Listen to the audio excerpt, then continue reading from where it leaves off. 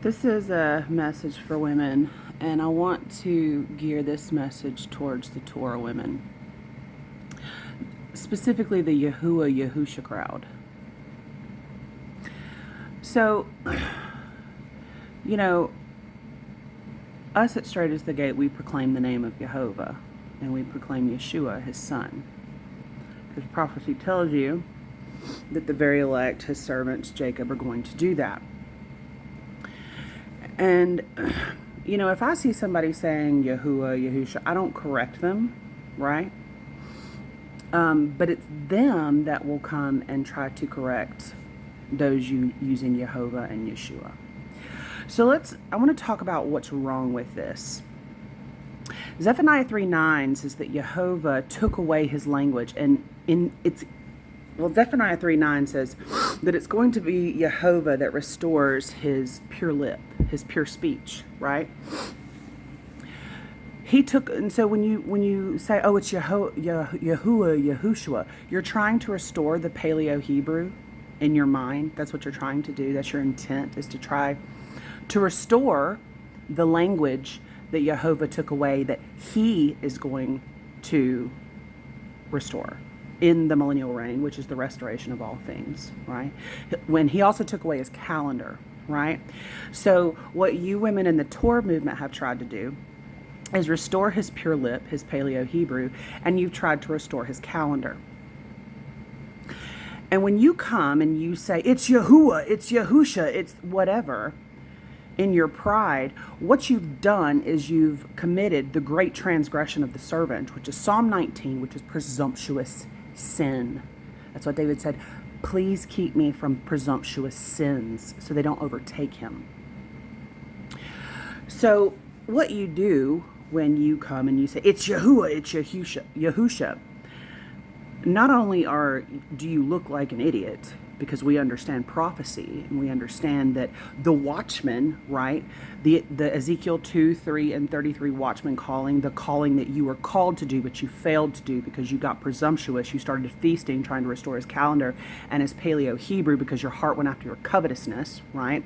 And in the book of Hosea 8, it says, Ephraim had many altars unto sin, like your Christmas and your Easter and all the idolatry, and altars shall remain unto him to continue sinning.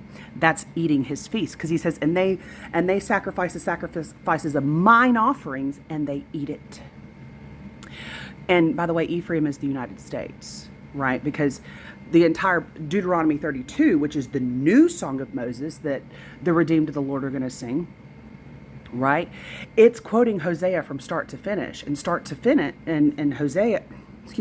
and Deuteronomy 32 is about the destruction of Mystery Babylon, i.e. Ephraim, and Hosea quotes it start to finish.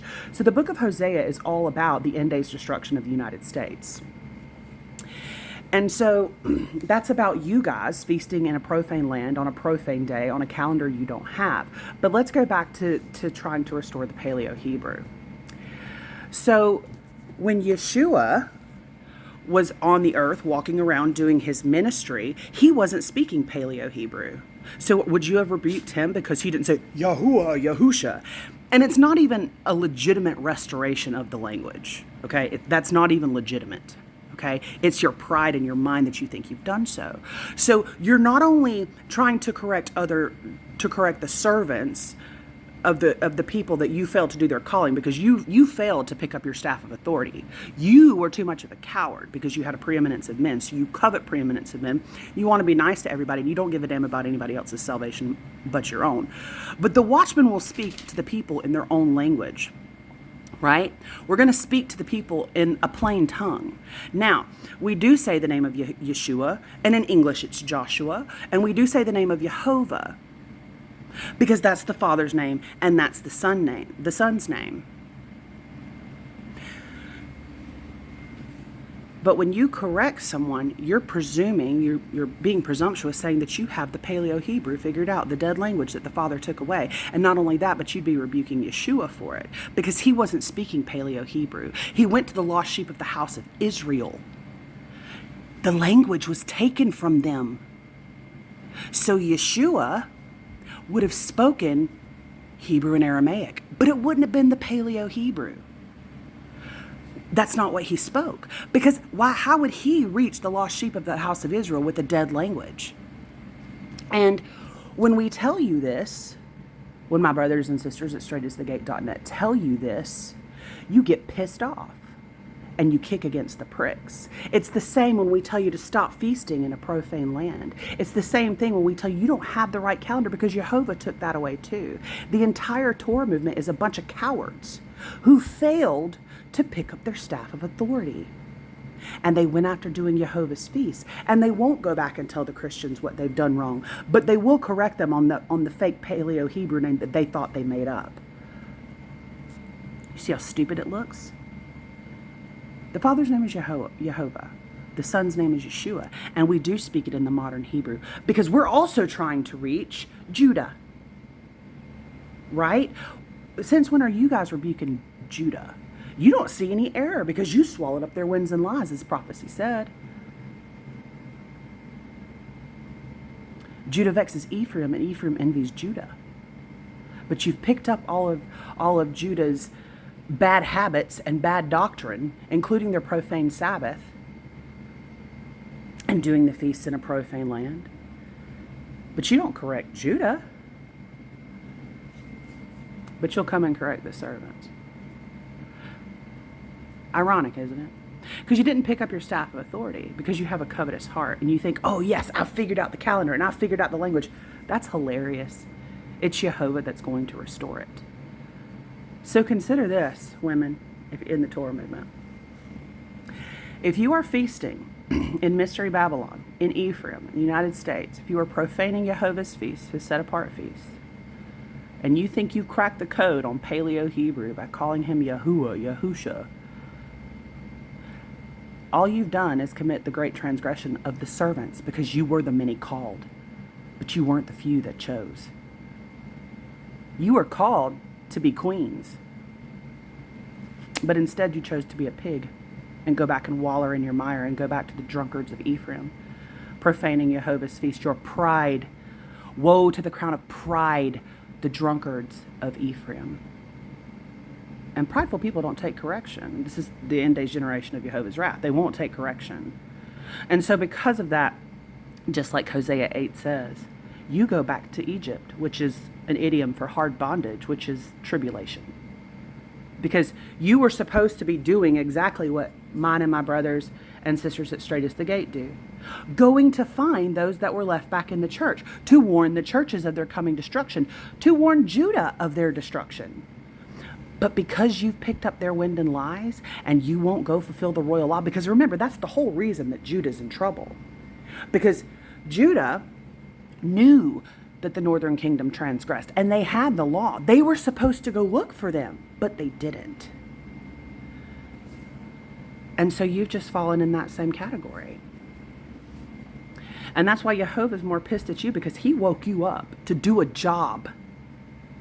To do a job. And that job was go and find his sheep that are in the Christian churches, those that have ears to hear. And you started listening for a little while. You started listening. You were listening to the conviction when he started waking you up from doing Christmas and Easter. And you started listening to the conviction when he told you, don't eat pork and shellfish, it's unclean for you. And you listened to those convictions. But then you went too far to the right. You went all the way from the left, and then you went to the right. You skipped over the narrow path. How do I know? Because I did it too.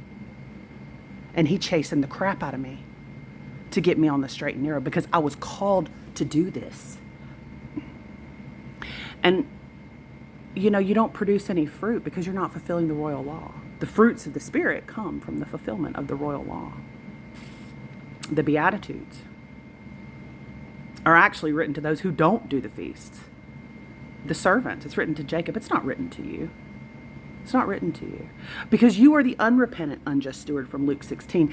And don't you find it funny that nobody in the Torah movement can explain that parable in Luke 16? You can't explain the parable because you're the unrepentant, unjust steward who put yokes upon the lost sheep of the house of Israel's neck, because you're trying to teach them a different language. You're trying to teach them a calendar that Jehovah took away. You're trying to make them do physical circumcision. You're trying to make them wear tzitzits and put them back under sacrificial law. Yeshua says, my yoke is easy and my burden is light. Come to me, all you who are heavy laden, and I will give you rest. And then Isaiah 28:12 says, this is the rest, wherewithin we cause the weary to rest. And this is the refreshing, but they would not hear. What's the refreshing, women in the Torah movement?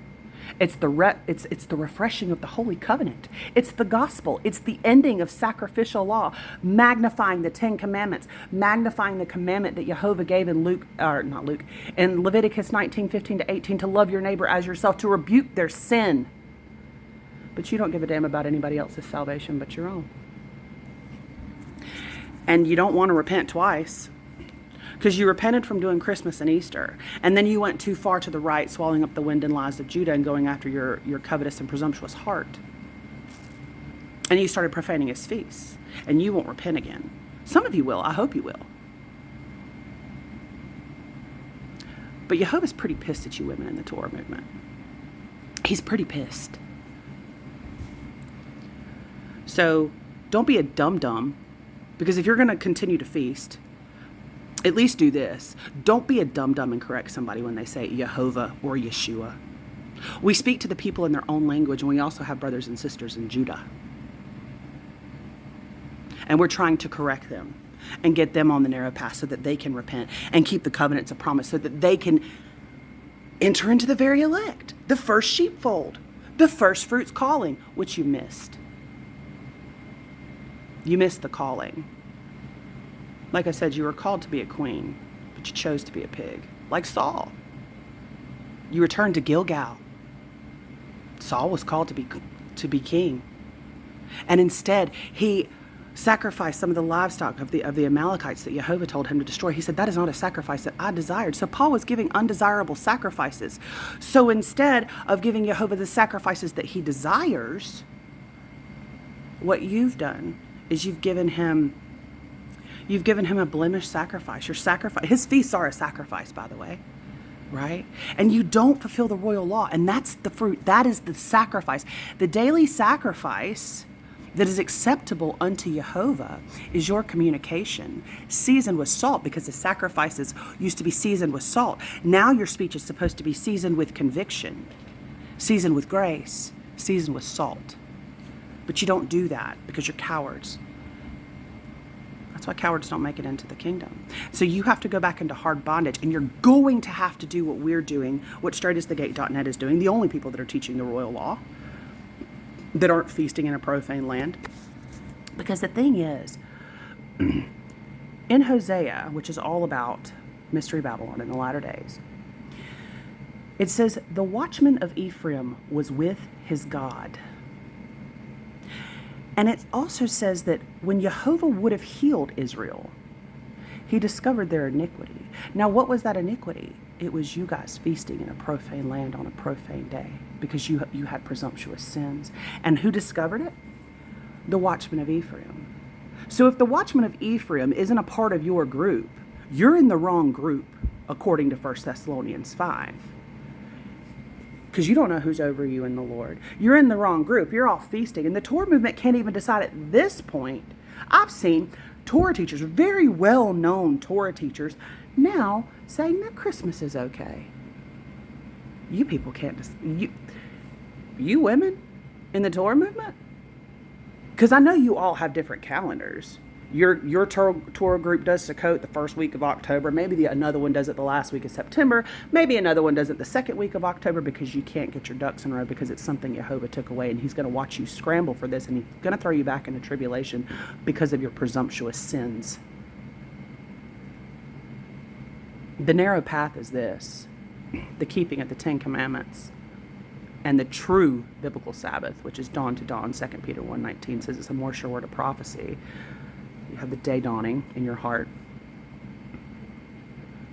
And it's eating biblically clean, which is the Noahic covenant. That was never done away with. It was before Moses, right? Those are the two covenants of promise that Paul mentions in Ephesians 2:12. And I know there's some Paul deniers out there, but that's just absolutely retarded to deny Paul. because you've already stumbled at the Messiah. You stumbled at the Messiah because you can't hear the refreshing of the covenant. This is the rest, where then we cause the weary to rest, and this is the refreshing, but they would not hear. The left and the right can't hear the refreshing. So they've stumbled at the Messiah because they missed what Moses prophesied of him in Deuteronomy 18. Like, you guys have the Torah, right? You claim to be Torah observant, but you missed Deuteronomy 18 and Leviticus 19, 15 to 18. So, who's really Torah observant? You guys, or those on the narrow path? Have you missed the weightier matters of the law? Mercy, which is the teaching of the Holy Covenant. Judgment, righteous judgment, which you have to be in covenant to judge righteous judgment. And if you're profaning his Sabbath, you're not in covenant. And if you're coveting after his feast, you're not in covenant.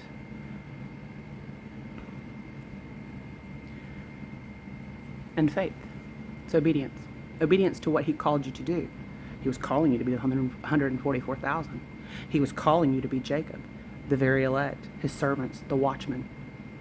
So you should know the watchman of Ephraim, who discovered the sin of Ephraim, which was feasting in a profane land. And when you say that it's sin to not do the feast, because I've heard people say it's sin to not do his feast.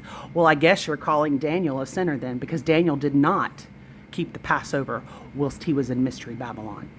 So not only when you try to restore the correct language are you rebuking the Messiah, because he certainly didn't use it, because he was trying to reach the lost sheep of the house of Israel, you're also rebuking Daniel and calling him a sinner, because he didn't keep the Passover in Mystery Babylon, because Daniel was a lot more wise than you are. So I hope somebody has ears to hear this in the Torah movement and takes heed to this, because your presumptuous sins are going to send you back into heavy bondage, into tribulation. I would suggest you take a good look at Hosea 8, the whole book of Hosea, actually.